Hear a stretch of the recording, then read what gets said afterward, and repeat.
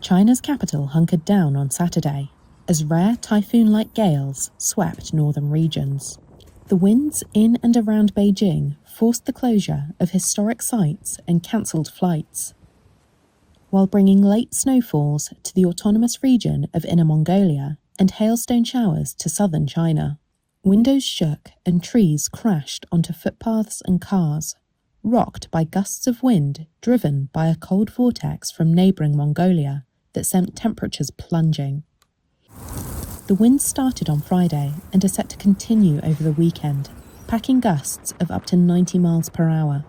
Beijing issued its second highest gale warning, telling 22 million residents to avoid non-essential travel as winds could potentially break April records dating from 1951. Sandstorms raged over a stretch from Inner Mongolia to the Yangtze River region and crippled road travel in 8 provinces, state broadcaster CCTV said. Sandstorms were expected to work their way south to impact Shanghai from Saturday afternoon through to Sunday. Strong winds bringing sand and dust from Mongolia are routine in spring, but climate change has made weather events more extreme.